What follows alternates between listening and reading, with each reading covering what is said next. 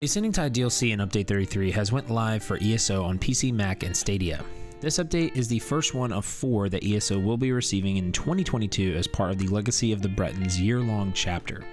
This DLC includes 2 new dungeons, Coral Airy and Shipwright's Regret, along with other items and cosmetics. And along with this DLC, there is a base game update, 33, which will include a slew of changes as well that could shape ESO this whole year. Was this DLC and Update 33 base game patch good and worth your time to play? Did it cause any glaring issues? Because in my opinion, it did bring up some things that we need to discuss. So let's go ahead and talk about it.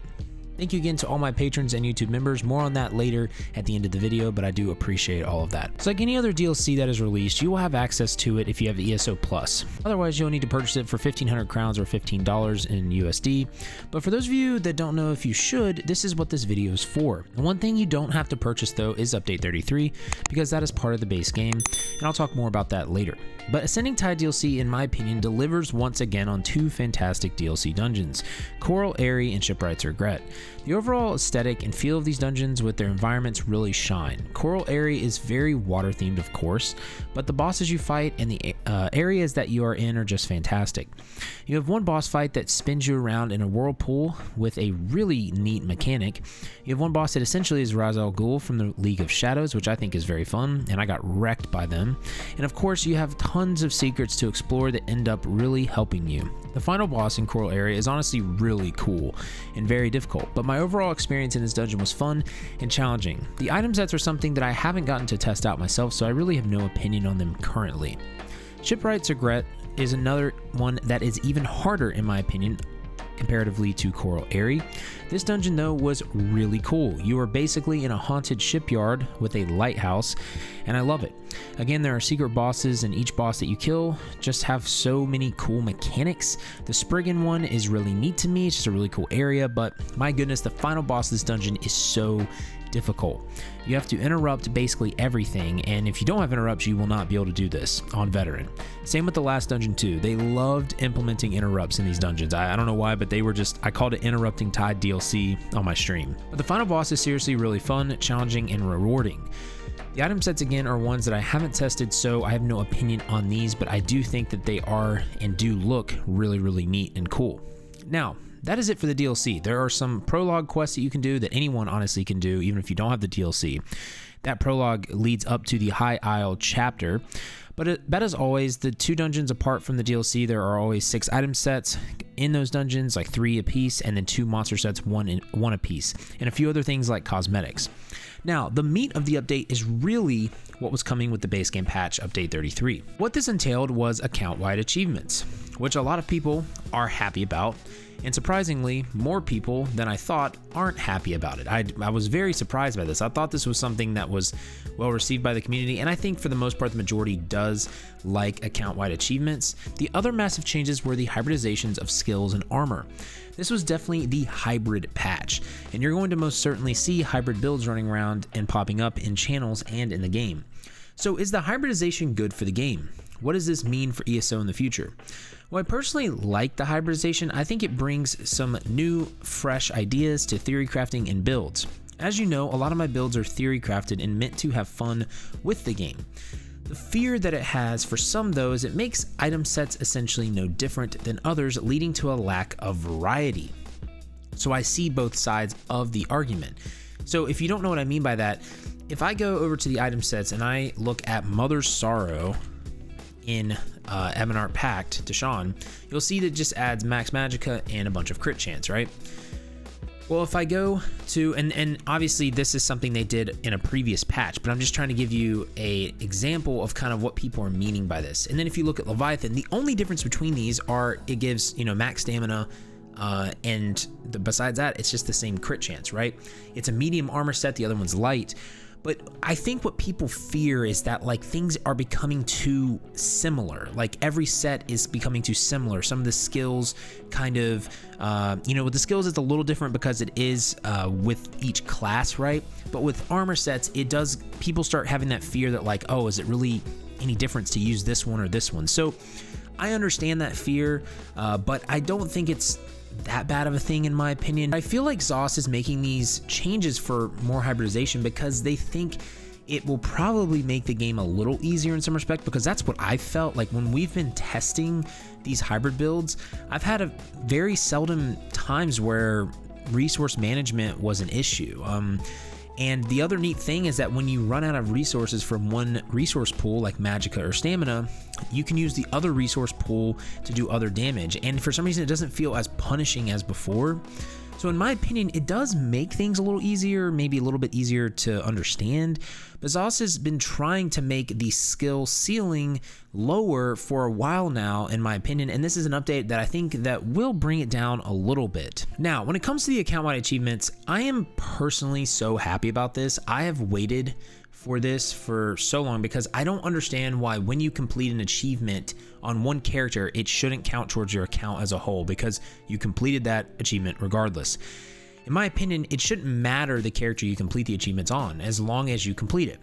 Because what if you're doing a random dungeon and you get queued into a DLC dungeon and your group just goes off and gets a no death achievement for that dungeon? Well, if that character isn't your main character, that means that you have to get the trifecta on that character to get the trifecta. That was the most frustrating aspect of achievements to me, because it's like, if I get it done on another character, why shouldn't it count? But I understand the pushback from some people in the community.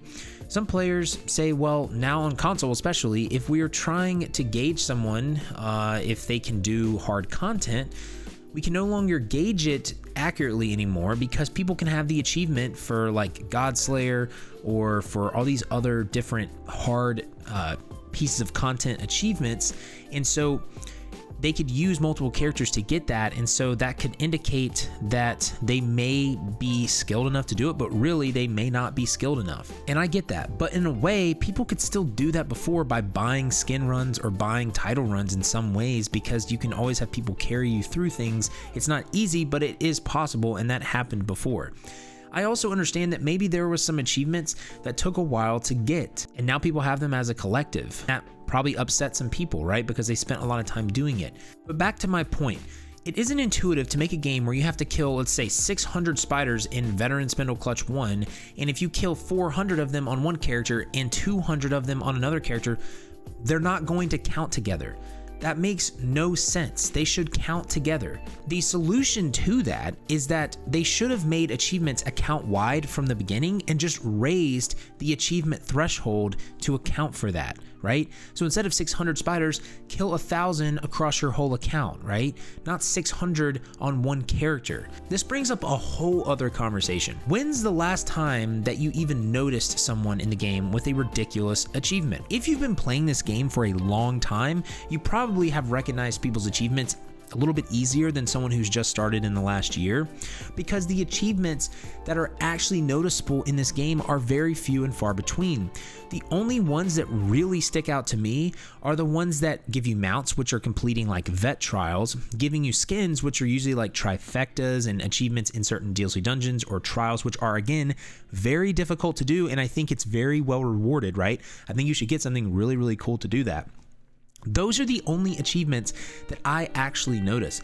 I barely even notice people's titles, y'all, because first of all, you can turn off people's nameplates, so you can't even see the titles sometimes. So titles, in my opinion, aren't as prestigious as others, because a lot of times I don't even see them, right? Now that might just be me, that might not be everyone else, but that's just my opinion on that matter, right? Because if I go around and I look, I can see people's titles here. This is an expert excavator, but if I have nameplates off, I can't even see that. This begs the question of, do achievements really even reward the player with something worthwhile?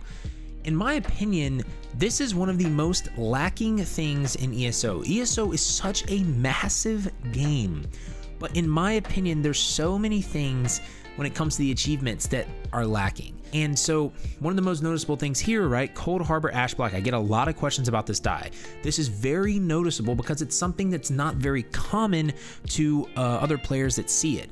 This is given by doing the main quest line in the base game. It's very simple to do, but it gives you something that is noticeable. It gives you something that says, hey, how did you get that? There should be more things tied to this. If I kill 600 spiders in Spindle Clutch, give me some sort of little spider pet. Give me me like a little spider like augmentation for my weapon. Give me something that someone says, hey, how did you get that? I think this update really is shining the fact that your achievements in this game, some of them just really, they don't give you enough value back for doing the achievements. And I know that not every single achievement can have an item or something tied to it, and I'm not saying it should, okay? But I'm just saying that there's so much opportunity for ZOS with this. There really is. And I know ZeniMax can do this, y'all, because they just did it in this patch. They did it in PvP. They added the Berserker costume, which can't be traded and only can be obtained by turning in the currency in Imperial City. This is awesome because it has weight and prestige. This shows people, hey, I didn't buy this with real money or gold. I earned this. That is what achievements should do. It should ask you, where did you get that? How did you get that? So in my opinion, was this update successful? I love the dungeon DLCs. They are always so well done. They added new sets to play with. They added new cosmetics and cool things like that, right? Update 33, in my opinion, in general, was a success, and I'm glad we have account-wide achievements. Again, I think that really kind of exposes some of the lack of reward from the achievements in ESO, because it has nullified some people's achievements in some ways, because again, they worked really hard on one character, but it really does show that we need more reward for our achievements. The direction of the hybridization of sets and skills, I think, is a good thing for the game, but I think this year for ESO could be a make or break year because of all the other games that are out right now. I mean, it is competing with a lot of games. And with the poor reception of the card game really has to perform well. Like, it has to have a out of the park experience, because there's a lot of people that are very upset about that, I feel like. And so this year is very important for ESO, and these hybrid changes hopefully will allow people to have more ease of use when coming into the game, and hopefully the card game will also be something that people really enjoy. But only time will tell on what this year will unfold, and I'm going to be covering everything here in the channel, so make sure to like and subscribe and hit that bell so you're notified when I give you updates on things here coming in ESO. And if you'd like a few more tips on catching up on how to do some things in ESO, I've got some guides up here in the cards. We've got a mid-game guide, and we've got some other guides down here at the bottom that will help you understand ESO a little better if you're just getting started out or if you've been playing for a couple years. But I do appreciate everyone watching today. Thank you so much, all. Remember to have faith, be great, and I'll see you on ESO.